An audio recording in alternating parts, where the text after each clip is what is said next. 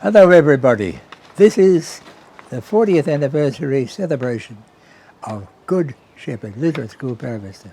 Welcome to 40 years. It's amazing that we're here. We've had such a blessed journey over many, many years.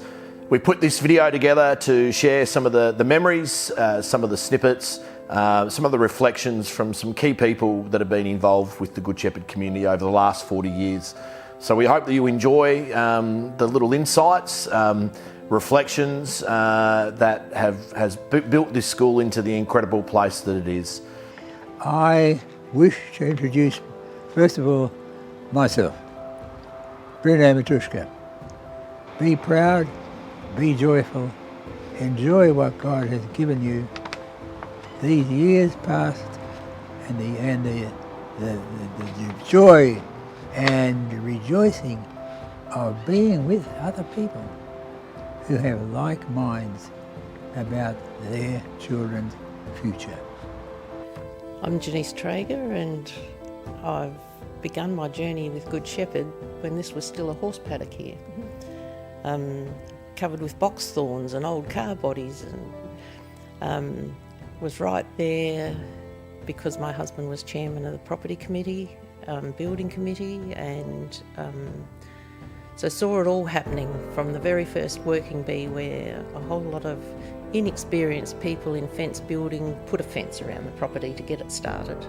I became a parent of the school in 1982, and after some years on school council and the PFA, started here as a teacher in 1987 with special education as my role. I worked here for 30 years, and for 5 years I was a parent, and for 2.5 years a grandparent, which I never thought that would happen, but it's been great to see that happen. I've been associated with the school for probably 39 years. We became parents of the school in 1982. I'm Helene Yench, and I feel like I've been here for 100 years, because I was here when the school was only 2 years old, so I started in 1983 as a not experienced primary school teacher. I'd come from 4 years of being a kindergarten teacher or a director, and I started in the dog boxes. My journey here started in 1984 when I first moved into this area, and I was lucky enough to get some relief teaching here. So in total, full-time staff for 31 years. Now the early days were formation days, but there was a great move in the district to have another school in the northeast suburbs, and a great amount of discussion. Where is this going to be held? Where is it going to be placed? And a number of northeast congregations were involved. The more the congregation of Para Vista thought about this and worked towards it, the more excited they became. It's just amazing. Men, women, children, especially men and women, and their work behind the scenes. What was it? They had fundraising activities. They had get-togethers, barbecues, all sorts of communal things. This block of land was totally vacant. It had box horns and a horse and a car body, and so this was purchased to build a church and a school. The enthusiasm of the congregation and its building program, having just finished building its own place of worship, the church, is to be admired. They worked hard under this theme, building in faith, and that's exactly what they did. A beautiful new church, and next to it we're going to have a beautiful new school. there was stuff everywhere. There was a huge pile of dirt behind the church, which was new, and there were building materials of all sorts, trailers and chains and earth-moving stuff. So the block was first of all cleared of all the rubbish, and then a fence was put around the perimeter, and this was all by volunteers. That must have been a shock. I didn't realise that had all happened, but the government, Commonwealth government, refused a loan. How are we going to afford it? Well, this is easy answered. Trust in our Lord. Building in faith was their theme. And so they asked the State Education Department for help, and they gave them 2 double classrooms, and it had a shelter shed in the middle, and 2 single classrooms, all to be installed on stumps in the ground. So that was the start. And buildings that needed a fair bit of work? They were old and they needed a lot of work.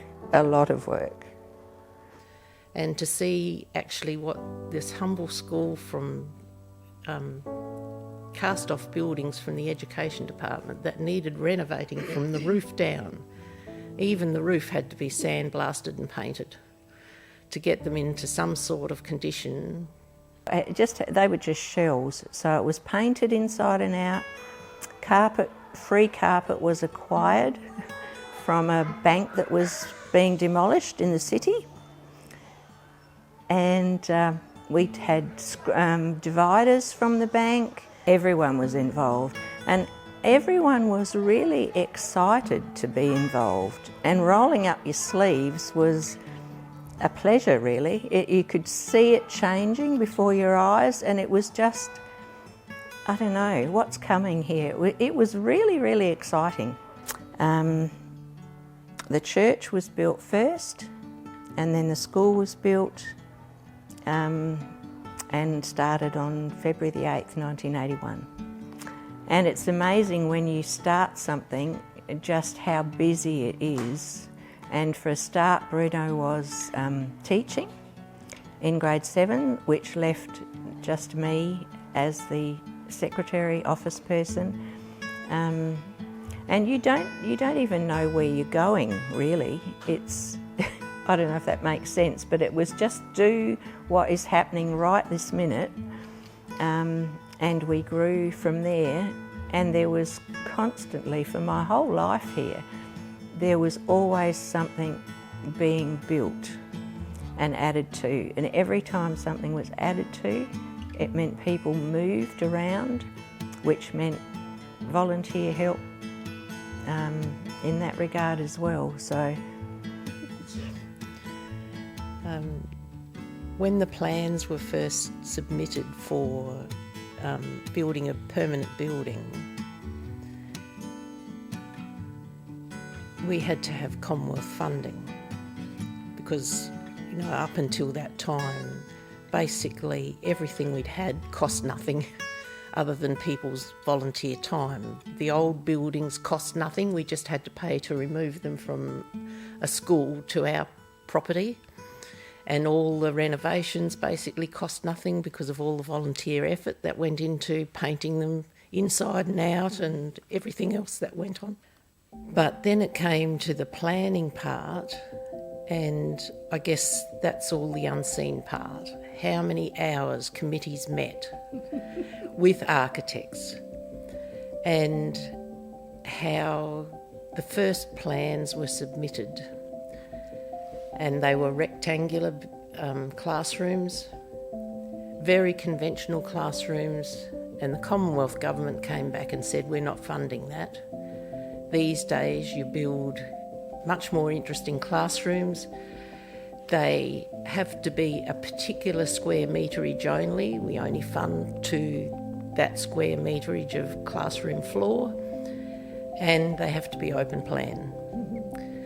And from my perspective of being on the outside and on the inside, I heard many teacher comments about these classrooms that had funny angles, that were open space and nobody liked them, and I felt like saying, well, that's never what we wanted, but we had to have it.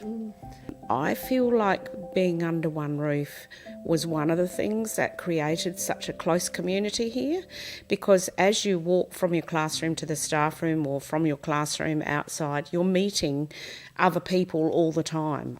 So when I started here in 1998, things that for me were very special about Good Shepherd right from the get-go, when I came here I had a sense that the people who were here had a real sense of purpose as to why they were here. It wasn't just about numbers, it wasn't just about flash buildings, it was actually about quality education, Christian education within the context of a really caring community. So that was something that really struck me. So during the 14 years there were a couple of fairly major initiatives, projects, I guess phases of growth for the school. When we when we moved to stream and a half, what that involved was a lot of refurbishment in the existing, I don't know whether Loris went into this, but if you look at Good Shepherd from above, if you had a drone, which we didn't have in 1998, but if you did take photos, which someone did, it actually was the shape of a bird, and I think it was meant to be like a dove. We actually added another wing, which was the 6-7 classrooms down on the side of the village. And then we also built I'm not sure if you still use it as a canteen down there, and that was all part of the actual, I guess, refurbishment to cater for the additional stream and a half and the extra enrolments, which amounted to about another 100 children at the time.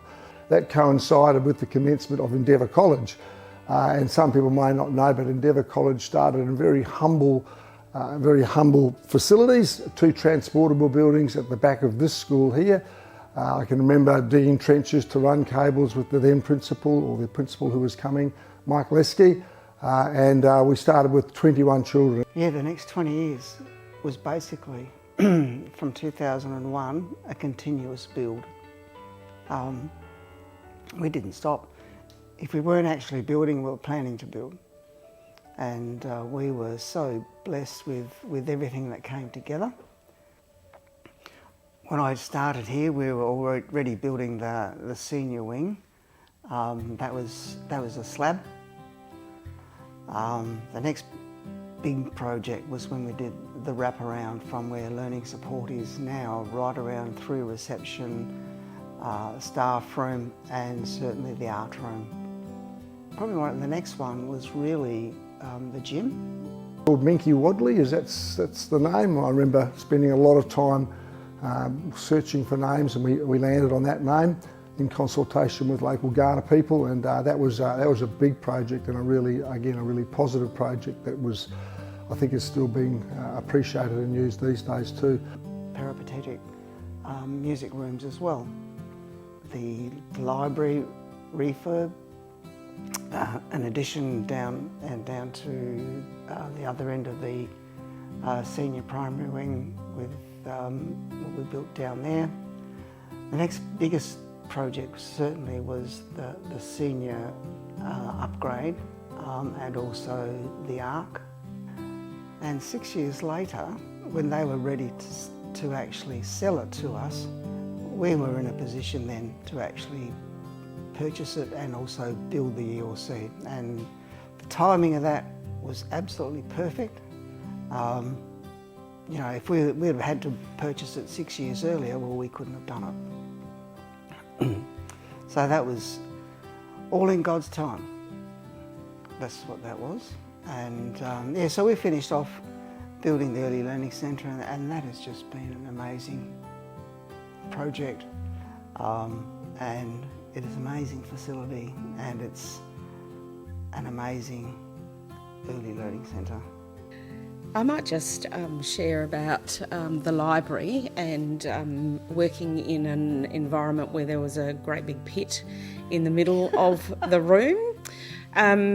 Children loved that pit. The pit was both wonderful and also very scary because kids like to jump in and out of it, and I was always worried that somebody would hurt themselves, and it was a definite no to jump in the pit, but that didn't stop anybody doing it. One particular year, the theme was, the book week theme was something about being in a jungle, and Gary Heine brought plants in, and we made the whole library look like a jungle, and the plants were all around the pit, and the only bit of the library that was actually free for children to sit in was in the pit. So it was a great space, and very much of the time. No, the very famous or infamous pit, and in my time here 2 elderly visitors fell into the pit, which resulted in the pit being filled with concrete. During my time here we had a grandparents' day, and I think one grandmother stepped backwards and ended up in the pit with her dress up around her neck, and it was, yes, I think it was after that we made the decision to fill the pit in. But one of the outcomes of that initial building, part of my role to support students, I could do it under one roof after all the extensions we put onto it. And when you look at how things have been able to be changed to turn them into the school of today that looks so modern, and yet it's still the original building, it's just amazing. And I love the way the new plan has been to actually create spaces for more of that. This has been a very special building, even though it wasn't built the way the original people might have wanted it to be.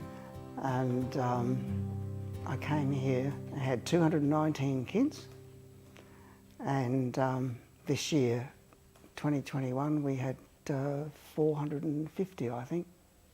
So that is truly amazing over those 20 years. Fundraising, the PFA were just a standout group of people. They had ran beautiful fetes, and their legendary banquets, I don't know that anyone has anything like that anymore. I was treasurer of the PFA and got involved that way, and some of the shows that we put on were just unbelievable. We had a dinner. We provided a sit-down dinner for 220 people, charged $10 a head, and that included entertainment as well. There were all sorts of themes we had. We had an Australiana night, we had a Hawaiian night. There were so many different nights, and people came along and really had a great time.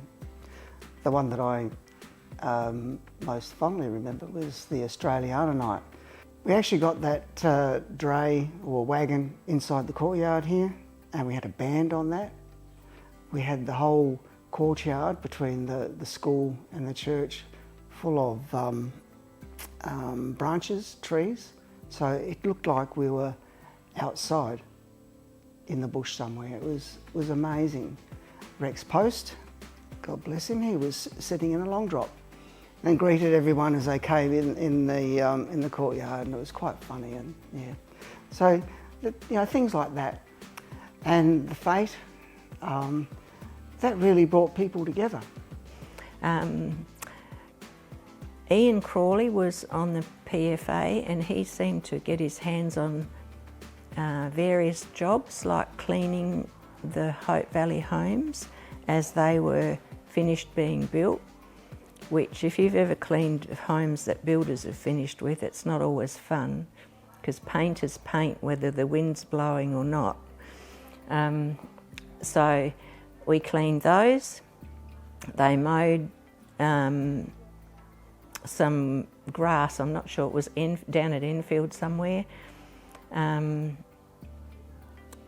Endless little things, to anything that was going to raise money that we took on.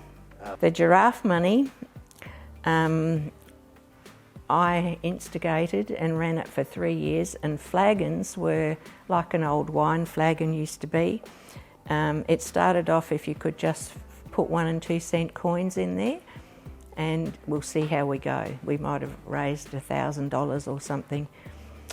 That went for 3 years, and I took those flagons home and counted those 1 and 2 cent pieces. Oh dear, so many of them. And then we had chocolate, selling chocolate, which raised about $3,000 in 3 weeks or something. And overall, that little project earned $33,000 in 3 years. And that was beside any PFA fundraising or anything else. That was just fierce competition of outdoing each other with cake stalls, and we sold paper and we sold trees and just endless. But everybody joined in. Again, it was an exciting thing to be part of. One of the things I remember about those really early years was the number of working bees that we were involved in. But I loved those working bees. It was real community. It's how we got to know each other. So I did that as a teacher and then as a parent. It was a real sense of community. People joined in, and I think the fact that it was fun to do these things was infectious. It was a great time. Yeah. Lifelong relationships. And that was just amazing, and those relationships are still going today. And yeah, so in that 10 years it was great fun. There was a lot of work, but the school benefited both financially and from those relationships, and there was so much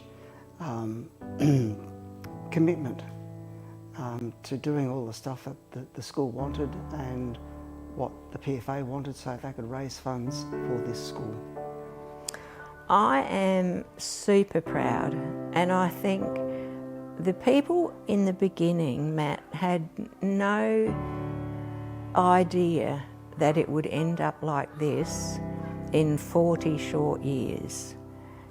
And the infectiousness of the enthusiasm, it just kept rolling along. Even if you were exhausted and things were going wrong, which they did, nobody gave up, nobody dropped the ball, it just kept going. And you were really super proud of each little section that was finished. I feel super privileged to have been involved in such a unique undertaking as this school. Another thing that struck me when I came here, Matt, was the staff, a very cohesive time, or a very cohesive unit of staff, a team, working together with a real common sense of purpose. Wonderful teachers. I haven't spoken about teachers before. The teachers were faithful and they did their work appropriately, expected a fair go, and I hope that they got it through me. And it always seemed to be so. The other thing that I really loved when I came here, the kids were great. And kids, I think, are always what schools are about. We're not about buildings and big people, we're about children, and that was something that I really enjoyed when I came here. The other thing, just finishing off, in terms of what really attracted me to Good Shepherd was the close connection at the time between the school and the church. There seemed to be a real close connection, but also opportunity for that to grow, and that was something that really appealed to me and was attractive to me in terms of my call here. Yes, it has been almost a 10-year journey.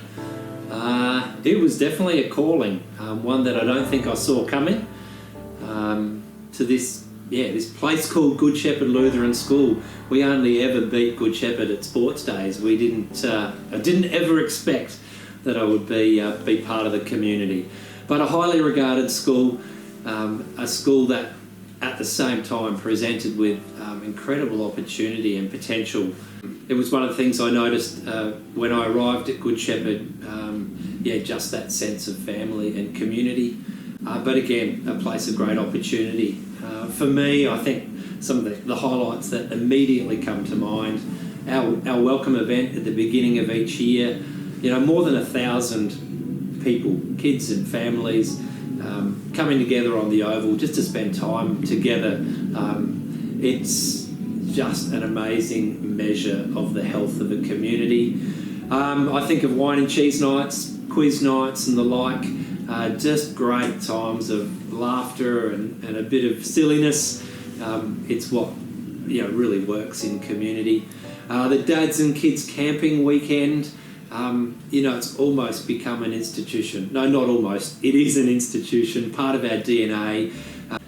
The journey around learning has been so exciting. I think now we sit as a school with a really clear future focus, a real belief and understanding that we're preparing children for their future, not just a repeat of our past.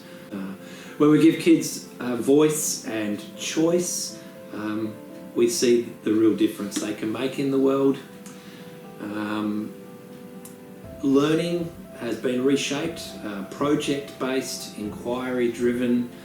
I think one of the beautiful examples is that semi-commercial aquaponics enterprise that our senior students are running. That is an effort to be sustainable and to be problem solvers for future.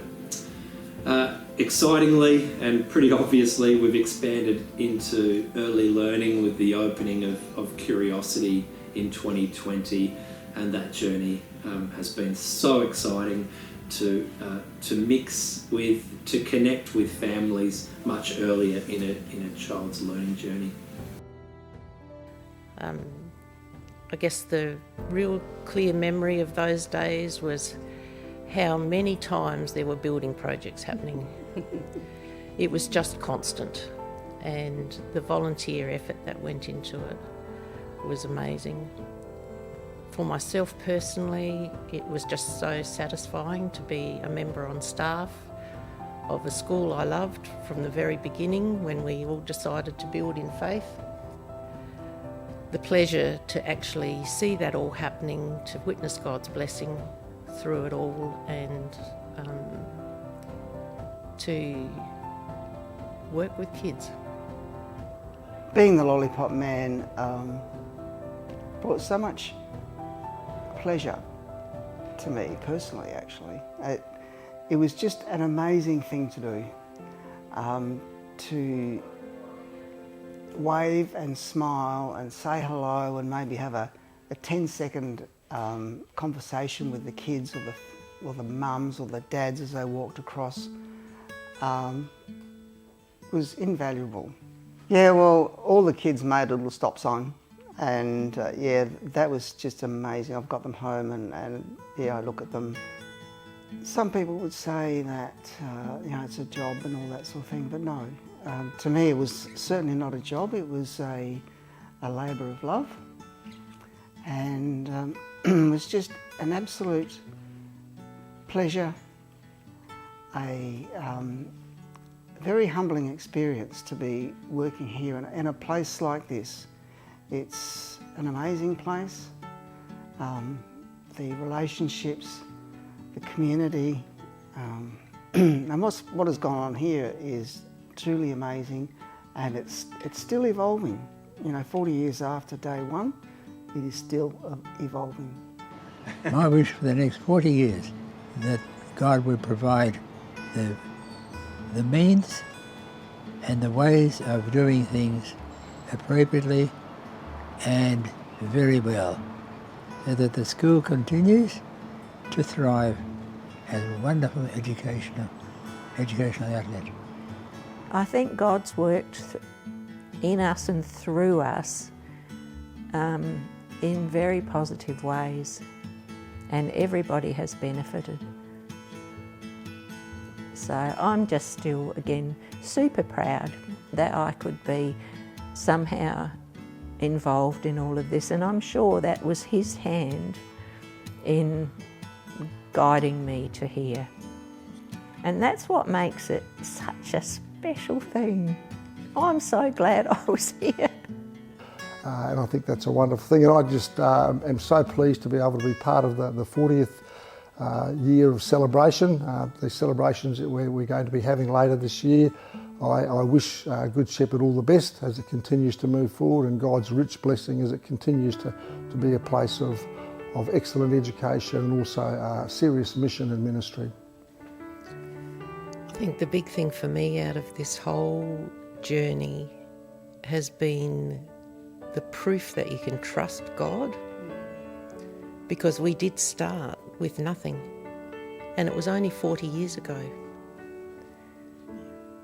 And then it was a horse paddock, and then it was in cast-off buildings, and you see what it's become. Originally, we started off with the motto of building in faith, and people even had t-shirts printed with building in faith on them. And you just have to believe that we were really blessed all through this 40-year journey. And with faithful principles, we've actually had Christ-centred education here for all these years.